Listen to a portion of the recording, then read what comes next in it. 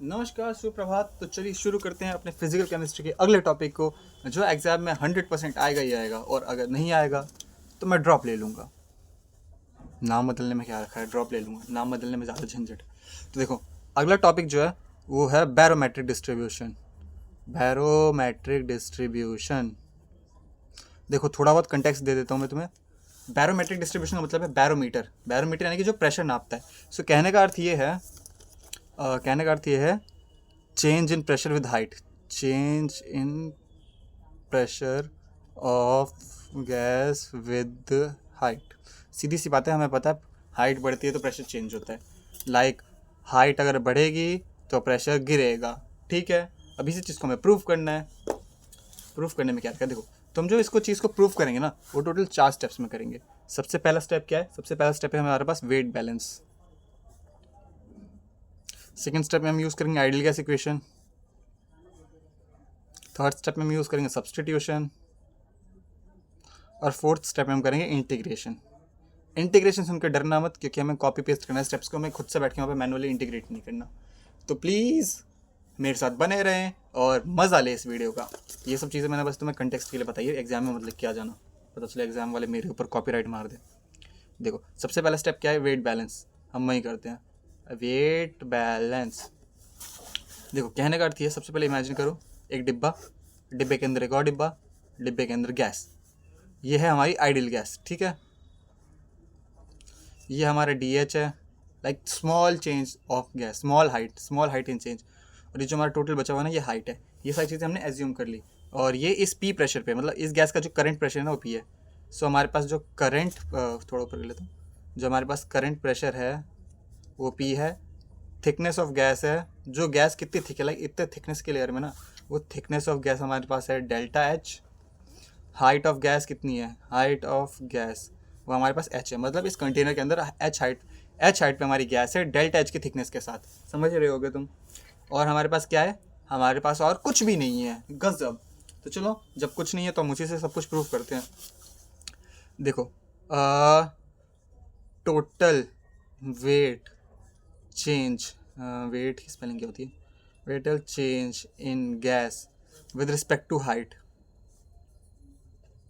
With respect to height, देखो यहाँ पे इस ऊपर वाली लेयर पे जो गैस का वेट होगा ना, वो कुछ और होगा, और नीचे वाली लेयर पे गैस का वेट होगा कुछ और होगा। वो क्यों आया? क्योंकि इस लेयर पे जो है ना, वो एच हाइट पे है, यहाँ पे एकदम जस्ट स्टार्ट हो रहा है, और यहाँ पे वो H plus D H height पे है। तो फर्क आ गया। सो जो चेंज आएगा वो सिर्फ इतने पे एरिया का आएगा, लाइक इतने एरिया में कितना चेंज आएगा, इतने एरिया में। ठीक है, हमें टोटल नहीं निकालना, तो इतने एरिया में कितना चेंज आएगा, डी डब्ल्यू, यानी कि छोटा सा चेंज आएगा वेट में। वो बराबर होगा, वेट हमें पता है ना क्या होता है, mass into M G, W equals to M G. हमने यूपीएससी की तैयारी करते टाइम पढ़ा था W equals to M G nursery class में, तो इसलिए कहता है नर्सरी क्लास पढ़नी ज़रूरी है। तो W equals to M G होता है। गैस का मास क्या होता है, एम। गैस की जी की वैल्यू क्या होती है, जी। और एम का मतलब क्या होता है, M equals to volume into density. मैं रो ऐसे बनाता हूँ, तो प्लीज़ इसको डेंसिटी समझना, रो। ठीक है, तुम जैसे भी बनाते हो, पर मैं ऐसे बनाता हूँ। So D W equals to rho V G. Volume, V volume, volume into density, और ये जी तो जी ऐसे कही है। And volume equals to area into height, delta H. यानी कि इस पूरे कंटेनर का क्या है, इस पूरे गैस का एरिया कितना होगा। Consider consider a surface area of gas equals to A. इस पूरे गैस का एरिया क्या होगा, ए होगा, तो उसकी हाइट क्या होगी, डेल्टा एच। तो हमारे पे डी डब्ल्यू कितना आया, डी डब्ल्यू इक्वल्स टू रो की जगह रो रखा हमने, रो की जगह रो रखा हमने, वॉल्यूम की जगह हमने पुट कर दिया ए इंटू डेल्टा एच, और जी की जगह जी रखा। सो हमारे पे ये आ चुका है। पहला एक पार्ट खत्म नहीं हुआ, हमें वेट बैलेंस करना। Now we know that weight equals to force equals force due to gravity, so df equals to delta rho A delta H जी। यानी कि इस गैस ने, आइडियल गैस ने, इतने से कॉलम के अंदर कितना फोर्स चेंज किया, वो इतना फोर्स चेंज किया। ठीक है, हम बस ये हेरा फेरी कर रहे हैं। देखो फिजिकल केमिस्ट्री कुछ नहीं, बस हेरा फेरी है। Then total pressure change, again हम यही काम करेंगे। सबसे पहले हम फोर्स निकालेंगे, फोर्स से प्रेशर निकालेंगे, सिंपल सी बात है। Total pressure change D P equals to D F upon area. Force upon area होता है ना प्रेशर, तो एंड माइनस, माइनस इसलिए क्योंकि नेगेटिव रिलेशन हमने बस इसलिए, negative relation, inverse relation, inverse relation, इसलिए हमने नेगेटिव लगा दी, वैसे नेगेटिव का कोई खास रोल नहीं। So D P equals to D F, D F कितना आया था ये rho A delta H G upon upon area, area A से ए काटो, काटने में तो तुम एक्सपर्ट ही हो, खैर अब इस बात में मुझे मारने मत लगना। तो ये हमारे पास आ गया H G rho G delta H, D P equals to minus H rho delta H. ये हमारी गोल्डन इक्वेशन नंबर 1 पार्ट 1 खत्म। हमारे पे पहला पार्ट खत्म हो चुका है जो कि था वेट बैलेंस करने का, तालियां। अब सेकंड हम आइडियल गैस इक्वेशन लगाएंगे। नाउ सेकंड एक्ट में हम लगाएंगे ideal gas equation. Ideal gas equation, ideal gas equation क्या करती है, P V equals to N R T, P V equals to N R T कहती है आइडियल गैस इक्वेशन, ठीक है। Rho equals to M by V, ये होता है मास, ये होता है वॉल्यूम, है ना। एम को कैपिटल एम लिखते हैं, ठीक है।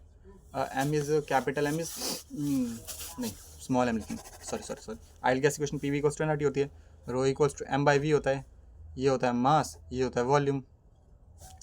M equals to small N into capital M, ये मोलर मास, मॉलिक्यूलर मास, ये होता है molar mass of gas, molar, और ये equals to number of moles, number of moles. कहने का मतलब ये है total mass of gas equals to molar mass into number of moles. इतना तो तुम्हें समझ ही आ रहा होगा मैं क्या कहना चाह रहा हूँ, ठीक है।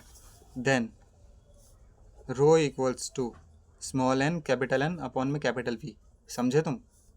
इक्वेशन नंबर 2 समझ गए, ये ऊपर मैंने क्या सब्स्टिट्यूशन किया, अगर नहीं समझ आया तो दोबारा देखो और खुद से समझने की कोशिश करो। देन इसको सब्स्टिट्यूट करो back, substitute to in ideal gas equation. देखो सेकंड स्टेप में हमारा पर्पस यही है कि जब आइडियल गैस इक्वेशन है उसको डेंसिटी के टर्म्स में दिखाएं। So P V equals to N R T, so P equals to P by R T equals to N by V. हमने हेरा फेरी की वापस से, पी एन आर टी को इधर ले आए, वी को उधर ले आए, तो एन बाई वी, और एन बाई वी क्या है, N by V equals to rho by M, N by V equals to N by V equals to M by V. भाई ये क्या कर रहा हूँ मैं, कुछ नहीं, कुछ ना कुछ तो कर रहा होगा, ठीक है। तो पी बाई आर टी को हम एन बाई वी से रिप्लेस कर सकते हैं यहाँ पे। So rho equals to N by V की जगह हम पी बाई आर टी लिख देंगे, पी बाई आर टी और मल्टीप्लाई कर देंगे एम से, समझे। इस वाली इक्वेशन को P V R equals to N R T, ये सब बस हेरा फेरी मचाई मैंने। आई होप इतनी हेरा फेरी तुम्हें याद करनी होती है, तुम एग्जाम में कर लोगे, प्लीज़ कर लेना। तो rho equals to P M by R T.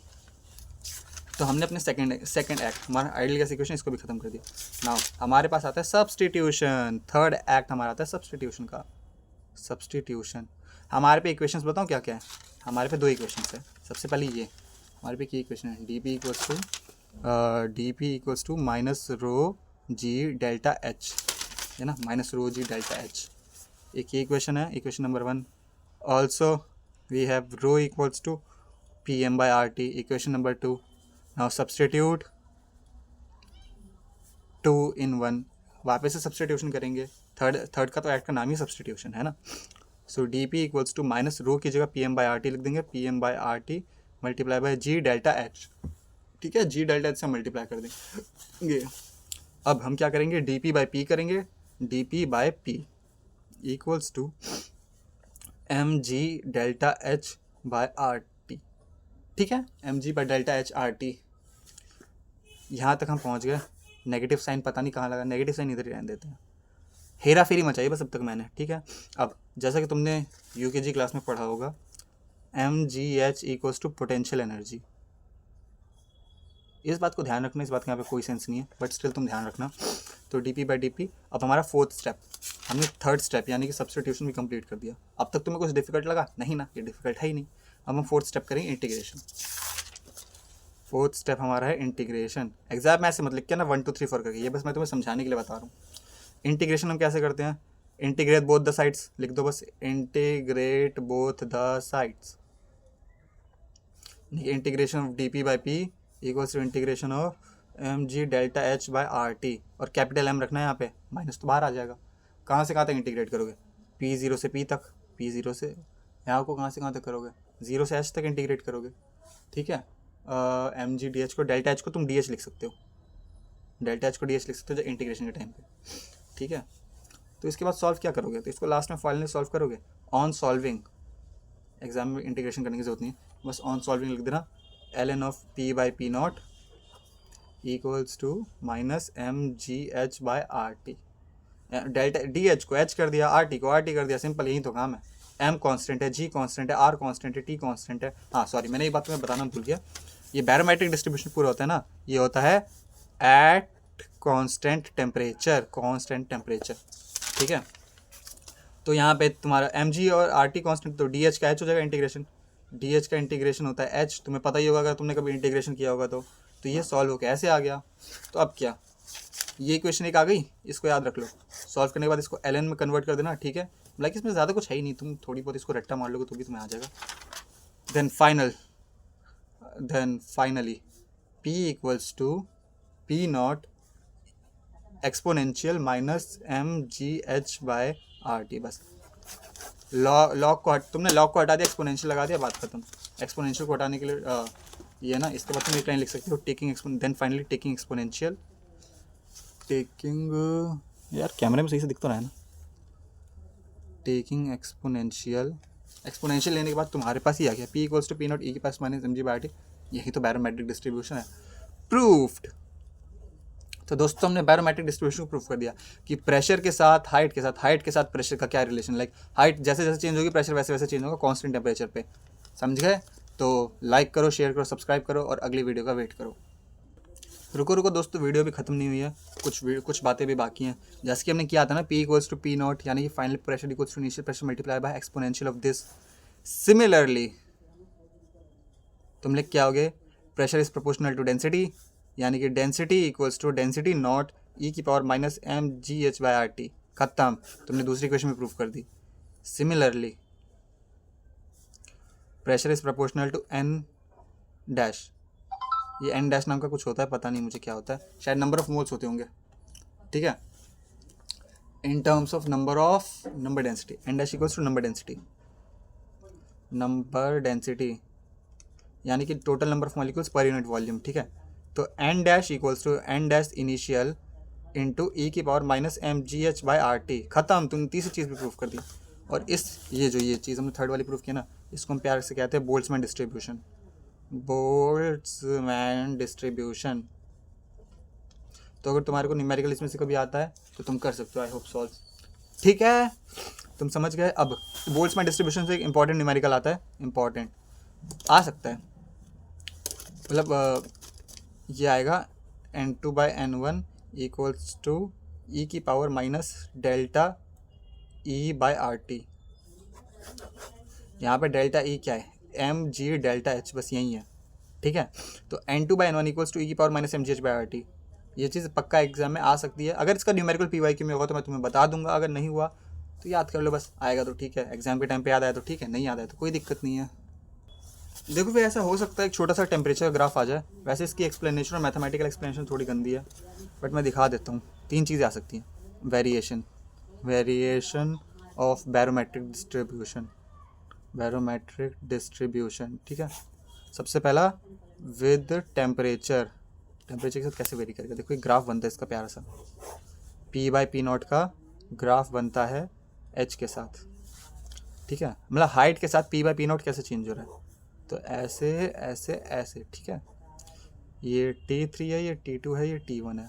तो बस इतना याद रख लो, T3 greater than T2 greater than T1। कहने का अर्थ ये है, हाइट जैसे जैसे बढ़ेगी वैसे वैसे हाई टेम्परेचर पे प्रेशर भी बढ़ेगा। सीधी सी बात है, जितना ज़्यादा टेम्परेचर होगा गैस के पास काइनेटिक एनर्जी जितनी ज़्यादा होगी, तो वो हाइट जितनी ज़्यादा हाइट है उतना ज़्यादा राइज कर सकता है। इंक्रीज, 2 सेकंड दोस्तों, मैं कुछ गलत पढ़ रहा हूँ शायद।